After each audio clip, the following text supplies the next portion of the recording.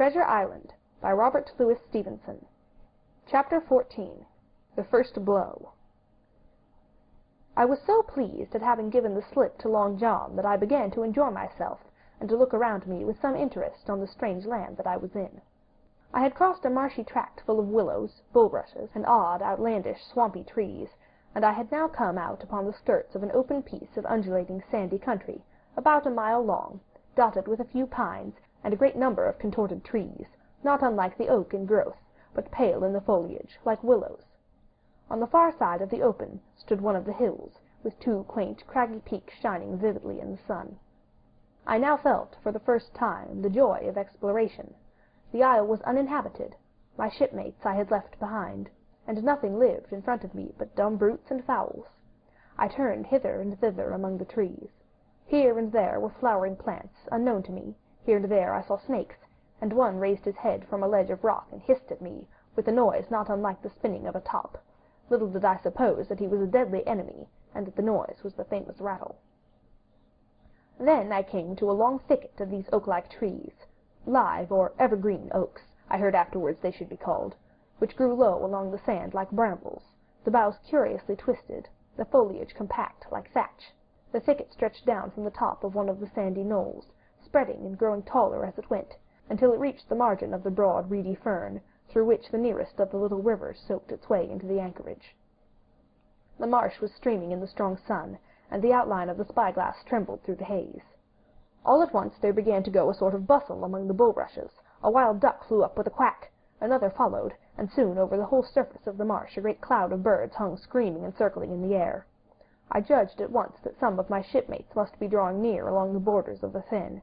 Nor was I deceived, for soon I heard the very distant and low tones of a human voice, which, as I continued to give ear, grew steadily louder and louder.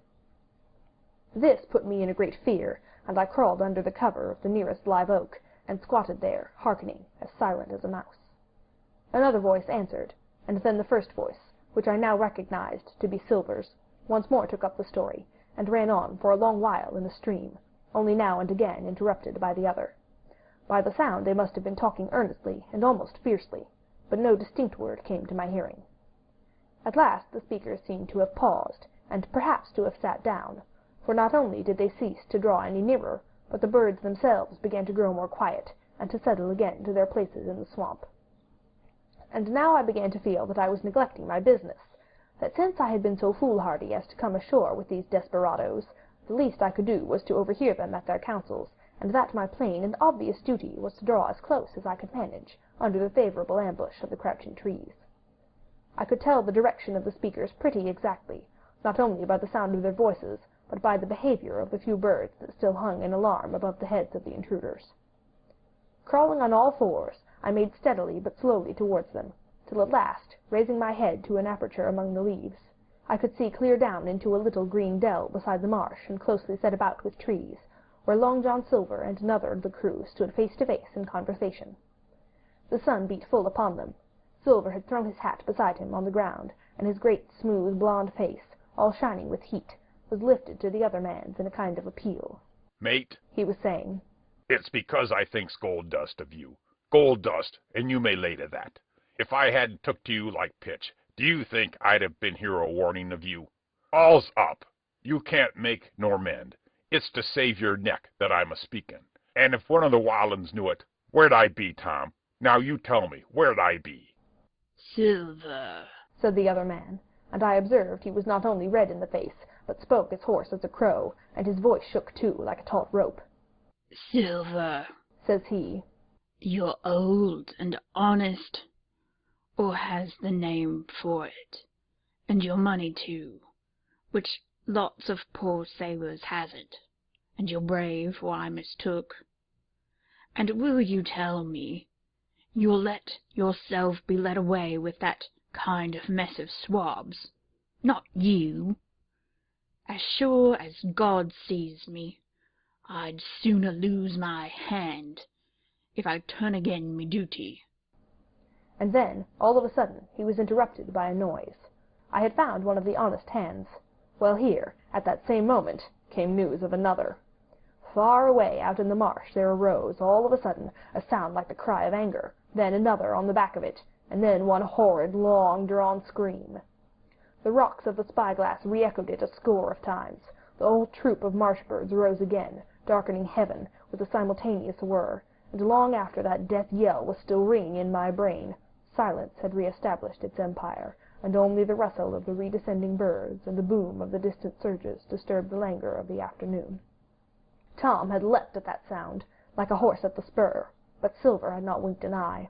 He stood where he was, resting lightly on his crutch, watching his companion like a snake about to spring. "John," said the sailor, stretching out his hand. "Hands off!" cried Silver, leaping back a yard, as it seemed to me, with the speed and security of a trained gymnast. "Hands off, if you like, John Silver," said the other. "It's a black conscience that can make you feared of me. But in heaven's name tell me, what was that?" "That?" returned Silver, smiling away, but warier than ever, his eye a mere pinpoint in his big face, but gleaming like a crumb of glass. "That? Oh, I reckon that'll be Allen." And at this point Tom flashed out like a hero. "Allen?" he cried. "Then rest his soul for a true seaman. And as for you, John Silver, long you've been a mate of mine, but you're mate of mine no more. If I die like a dog, I'll die in my duty. You've killed Allen, have you? Kill me too if you can, but I defies you." And with that, this brave fellow turned his back directly on the cook, and set off walking for the beach. But he was not destined to go far. With a cry, John seized the branch of a tree, whipped the crutch out of his armpit, and sent that uncouth missile hurtling through the air. It struck poor Tom point foremost, and with stunning violence right between the shoulders, in the middle of his back. His hands flew up, he gave a sort of gasp, and fell. Whether he were injured much or little, none could ever tell. Like enough, to judge from the sound, his back was broken on the spot, but he had no time given him to recover. Silver, agile as a monkey even without leg or crutch, was on top of him next moment, and had twice buried his knife up to the hilt in that defenseless body. From my place of ambush I could hear him pant aloud as he struck the blows. I do not know what it rightly is to faint, but I do know that for the next little while the whole world swam away from before me in a whirling mist. Silver and the birds, and the tall spyglass hilltop, going round and topsy-turvy before my eyes, and all manner of bells ringing and distant voices shouting in my ear. When I came again to myself, the monster had pulled himself together, his crutch under his arm, his hat upon his head. Just before him, Tom lay motionless upon the sward, but the murderer minded him not a whit, cleansing his blood-stained knife the while upon a wisp of grass. Everything else was unchanged, the sun still shining mercilessly on the steaming marsh, and the tall pinnacle of the mountain, and I could scarce persuade myself that the murder had actually been done, and a human life cruelly cut short a moment since before my eyes. But now John put his hand into his pocket, brought out a whistle, and blew upon it several modulated blasts that rang far across the heated air. I could not tell, of course, the meaning of the signal, but it instantly awoke my fears. More men would be coming. I might be discovered. They had already slain 2 of the honest people. After Tom and Allen, might I not come next? Instantly I began to extricate myself, and crawl back again, with what speed and silence I could manage, to the more open portion of the wood. As I did so, I could hear hails coming and going between the old buccaneer and his comrades, and this sound of danger lent me wings. As soon as I was clear of the thicket, I ran as I never ran before, scarcely minding the direction of my flight, so long as it led me from the murderers, and as I ran, fear grew and grew upon me, until it turned into a kind of frenzy. Indeed, could anyone be more entirely lost than I? When the gun fired, how should I dare to go down to the boats among those fiends, still smoking from their crime? Would not the first of them who saw me wring my neck like a snipe's? Would not my absence itself be an evidence to them of my alarm, and therefore of my fatal knowledge? It was all over, I thought. Goodbye to the Hispaniola, goodbye to the squire, the doctor, and the captain. There was nothing left for me but death by starvation, or death by the hands of the mutineers. All this while, as I say, I was still running, and without taking any notice I had drawn near to the foot of the little hill, with the 2 peaks, and had got into a part of the island where the live oaks grew more widely apart, and seemed more like forest trees in their bearing and dimensions. Mingled with these were a few scattered pines, some 50, some nearer 70 feet high. The air, too, smelt more freshly than down beside the marsh.